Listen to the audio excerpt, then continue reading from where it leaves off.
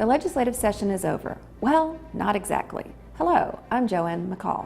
Under the Florida Constitution, the legislature had only one job to do when they convened in March for the regular session: pass a budget.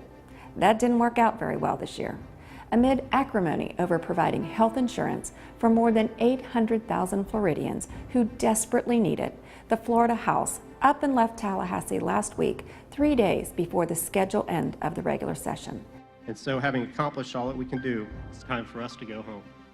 I will communicate with you as soon as we have a more realistic path for getting into budget negotiations and to budget conference. I believe that a reset and a clean slate is the best way for us to accomplish this goal. With that, Representative Corcoran, you're recognized for a motion. Thank you, Mr. Speaker. I move that the House do now adjourn. Sine die. Members, Representative Corcoran moves the House do now adjourn. Sine die.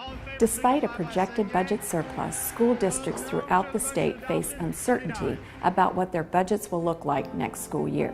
The state budget expires June 30th, so lawmakers will need to call a special session to complete the new budget before that date. The latest rumor is that lawmakers will return to Tallahassee in June to work out a budget. Although legislative leadership has said that they're only interested in passing a budget, many other issues that were considered during the regular session could resurface in the special session.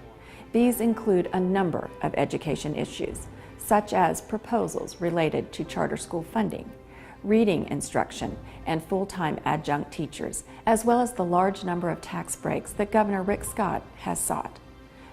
2 education-related bills did pass this regular legislative session. As we previously reported, House Bill 7069 was passed and signed into law in response to an outcry from teachers and parents that there is far too much standardized testing. Though this legislation was a good start to restoring sanity on testing, it doesn't go far enough. The law does nothing to address the chaos that occurs in most schools because of the requirement that the tests be taken on computers.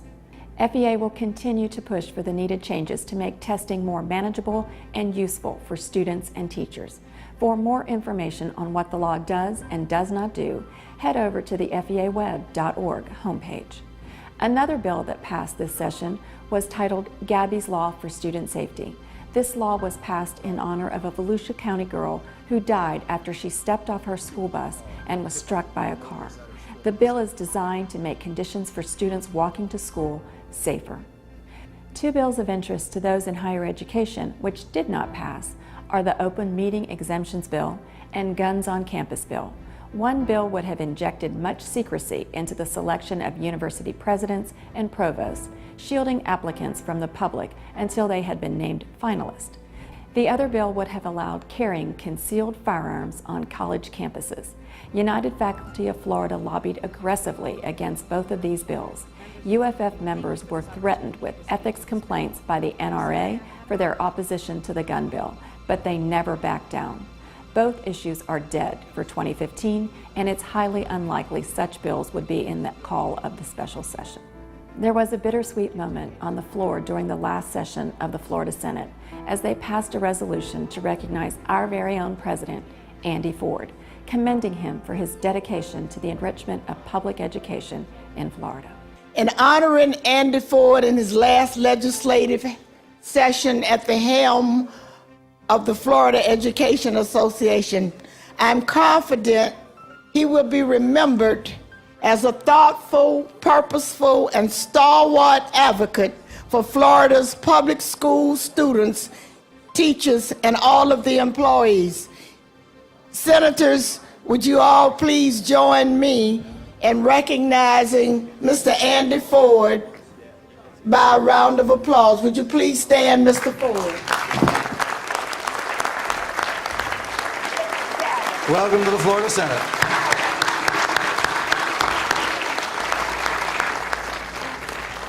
This was President Andy Ford's last legislative session. After 12 years attending sessions, committee meetings, and legislative debriefings, he is moving on to bigger and better things. Here is a message from Andy. Hello, I'm Andy Ford, and as many of you know, this is my last legislative session. Because of this, I just wanted to take a moment to stop and thank you, the FEA membership. I also want to applaud you for all your hard work throughout the years and during the 2015 legislative session. I saw it every week. On Tuesday, Wednesday, and Thursday mornings, members from all over the state were in Tallahassee headquarters attending briefing meetings before heading off and walking the halls of the Capitol. They visited with their legislators, spoke about our issues, testified passionately in front of committees, and so much more. Some of you even traveled during your spring break to come help us fight for our profession. But just because you couldn't travel to Tallahassee doesn't mean you didn't play your part. I saw those posts on social media, the comments, shares, tweets, retweets, and hashtags, all of the emails sent to the legislators and the governors. I promise you, it made a difference. During the legislative session, our profession has so much on the line: salaries, overall budgets for schools, teacher evaluation, school safety, and more. Despite all of this weighing heavy on your minds, every single one of you stood by your students. You continue to deal with the testing chaos no matter what your role. For all of this, I could not be more grateful. Thank you for everything, for your hard work, your perseverance, and your dedication to your students and our profession. Our organization is nothing without its members, and you have made FEA a great team to be a part of. It has been an honor to serve as your president and represent you in the Florida Capitol for the last 12 years. This may be my last session, but my term does not end until October. And even when I'm no longer president, I will continue supporting the rights of our students and public schools. You'll see me around on Facebook and Twitter, so look for my posts and tweets, and don't be a stranger. Keep me in the loop. We need to keep this conversation going. Thank you very much. Leaders of the Senate and House continue to be miles apart in finding a solution to the healthcare puzzle that was dogging this session and preventing passage of the state budget. Will they find a compromise between now and the end of the fiscal year? Or will we face a government shutdown that has become an all too familiar and depressing strategy that signifies the dysfunction in Washington? Stay tuned for further information, and as always, stay connected. Take part in the conversation on feaactioncenter.org.